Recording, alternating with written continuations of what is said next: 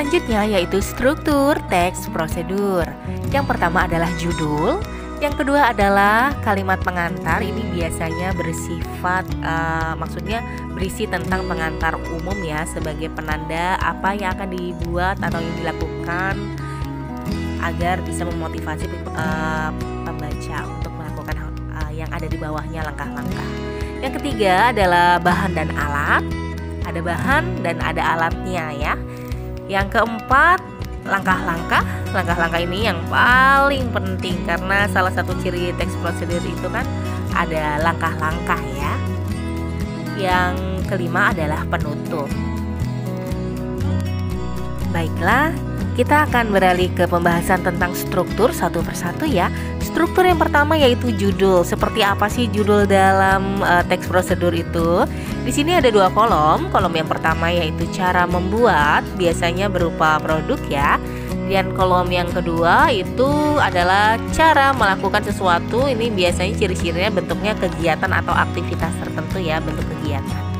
Oke, di sini contoh cara membuat. Cara membuat masker wajah dari daun kelor, cara membuat masker sendiri dari kain, cara membuat robot, slime, membuat layang-layang, mobil-mobilan, cara membuat kue, dan ada juga cara melakukan sesuatu. Di sini berupa kegiatan. Di sini contohnya cara mengaktifkan paket data internet, prosedur pembuatan KTP, cara menyalakan dan mematikan komputer, cara memainkan gitar, ukulele, dan sebagainya. Ini beda ya, beda antara kolom 1 dan kolom 2. Ini tipe prosedurnya beda. Struktur selanjutnya kita bisa lihat di sini contohnya. Yang tadi kan judul ya, setelah judul ada pengantar umum atau tujuan. Kamu bisa lihat di sini di paragraf ini. Penggunaan masker kain kini sedang dianjurkan pemerintah guna meminimalisasi penularan virus corona. Pembuatan masker kain ternyata dapat menggunakan bahan-bahan umum yang mudah ditemukan di rumah. Saat membuat masker, hal yang perlu diperhatikan adalah mengenai lapisan-lapisan masker. Masker dengan lapisan luar yang halus, lapisan tengah yang tebal, dan terjalin erat seperti nilon atau kapas. Disarankan untuk tidak menggunakan wol atau kain lain yang dapat menyebabkan alergi dan iritasi kulit.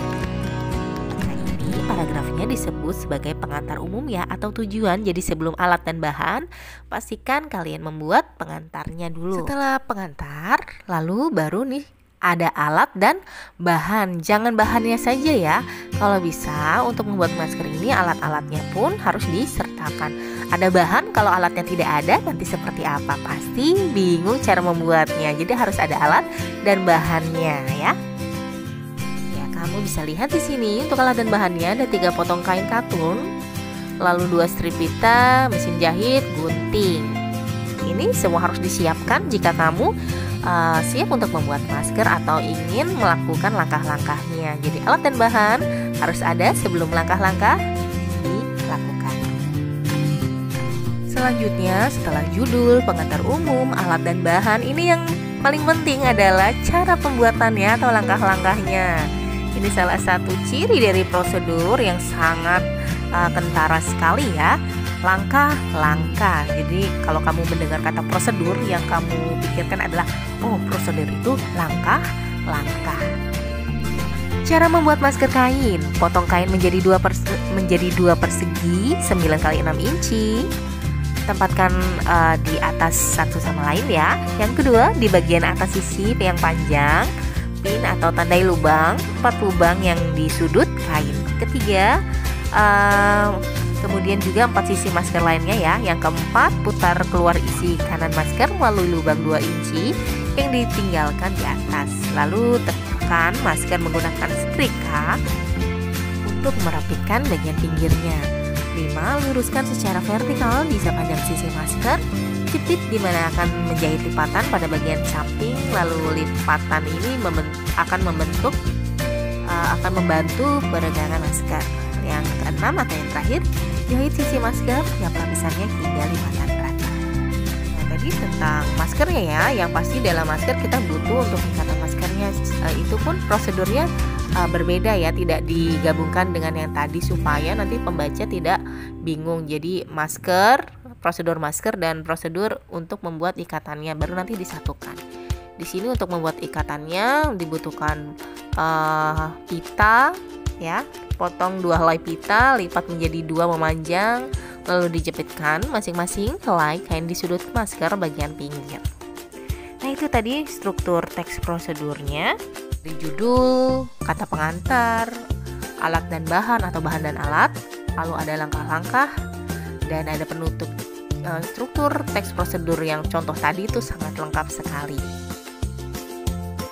Baiklah, untuk contoh berikutnya yaitu cara melakukan aktivitas atau kegiatan, yaitu tentang memainkan komputer atau mematikan ya. Di sini contohnya, kalau yang tadi kan cara membuat sesuatu ya, membuat masker jadi sebuah produk. Untuk ini bentuknya bukan produk ya, karena melakukan aktivitas.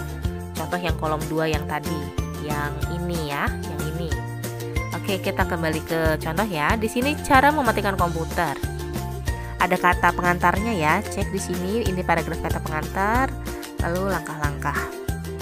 Tapi di sini tidak ada alat dan bahan. Berbeda dengan struktur yang contoh pertama, kalau cara membuat produk itu biasanya ada alat dan bahan. Tapi kalau aktivitas seperti mematikan komputer, ini tidak usah dicantumkan alat dan bahannya, tidak usah alatnya komputer, kabel roll itu nggak usah ya, tidak usah. Jadi cukup judul, kata pengantar, dilanjutkan langkah-langkah, selesai, cukup sampai sini saja.